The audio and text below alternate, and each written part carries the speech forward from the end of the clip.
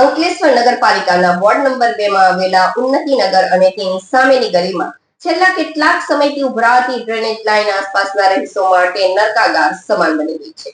આ ગંભીર સમસ્યા વચ્ચે સોશિયલ મીડિયા પર અભદ્ર ભાષામાં નિવેદન વાયરલ થતા મામલો ગરમાયો હતો। આખરે પોતાના પર થયેલા વ્યક્તિગત આક્ષેપો સામે પાલિકા સભ્ય વિનય વસાવાએ મૌન તોડ્યું છે અને સમગ્ર વિવાદ પાછળ રાજકારણ હોવાનો દાવો કર્યો છે। અંકલેશ્વર નગરપાલિકાના વોર્ડ નંબર 2 માં આવેલા ઉન્નતિનગર અને તેની સામેની ગલીમાં છેલ્લા કેટલાક સમયથી ઉભરાતી ડ્રેનેજ લાઇન આસપાસના રહીશો માટે નરકાગાર સમાન બની ગઈ છે। આ ગંભીર સમસ્યા વચ્ચે સોશિયલ મીડિયા પર અભદ્ર ભાષામાં નિવેદન વાયરલ થતા મામલો ગરમાયો હતો। આખરે પોતાના પર થયેલા વ્યક્તિગત આક્ષેપો સામે પાલિકા સભ્ય વિનય વસાવાએ મૌન તોડ્યું છે અને સમગ્ર વિવાદ પાછળ રાજકારણ હોવાનો દાવો કર્યો છે। પોતાનો બચાવ કરતા પાલિકા સભ્ય વિનય વસાવાએ જણાવ્યું હતું કે આ કોઈ છેલ્લા 10 દિવસની સમસ્યા નથી, છેલ્લા 2 મહિનાથી આ તકલીફ હતી। અહીં નવી ડ્રેનેજ લાઇન નાખવામાં આવી છે। ચૌટા નાકા સુધી મુખ્ય લાઇન 20 ફૂટ ઊંડી છે, જે બેસી ગઈ છે, જેના રિપેરિંગની કામગીરી ચાલતી હતી। આ જ કારણે ગતરોજ પાણી ઉભરાયું હતું, જે આજે બંધ થઈ ગયું છે। વિનય વસાવાએ વિરોધીઓ પર આકરા પ્રહારો કરતા ઉમેર્યું કે મારી સામે ચૂંટણીમાં હારેલા ઉમેદવારના પુત્ર દ્વારા જાણી જોઈને આ વિવાદ ઊભો કરવામાં આવ્યો છે। 2 મહિનાથી સમસ્યા હતી, જે હવે ઉકેલાઈ ગઈ છે, ત્યારે જ મારી છબી ખરડાવવા માટે આ કાદવ ઉછાળવામાં આવ્યો છે।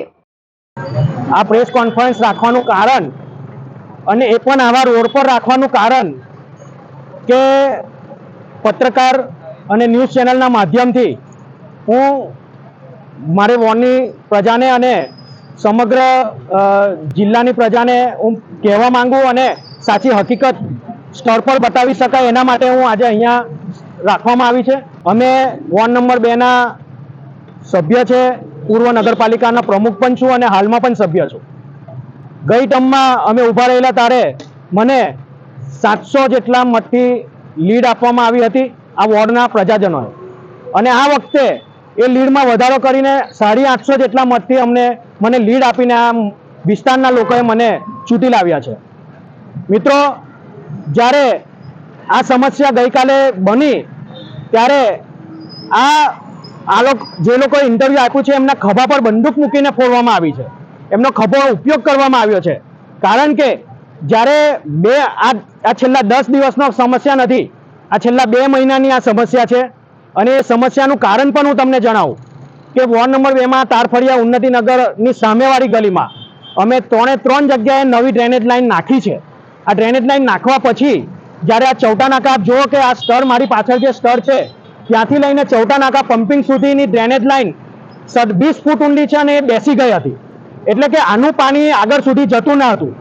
એટલા માટે અમને યુદ્ધના ધોરણે ચોમાસા હાલમાં બેસવાની તૈયારી છે, ત્યારે એના પહેલા અમે આ કેવી રીતના આ સમસ્યાથી લોકોને છુટકારો અપાય એના માટે યુદ્ધના ધોરણે આ કામ અમે ચાલુ કરાવ્યું હતું અને હાલમાં આપ જોઈ શકો છો કે એ પૂરું થઈ ગયું છે।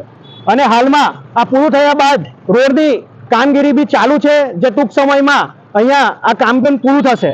ત્યારે આજે આપ જોઈ શકો છો કે જે સ્તરે જે ગઈકાલે પાણી ઉભરાતું હતું એ સ્તર પર આજે સદંતર પાણી નથી।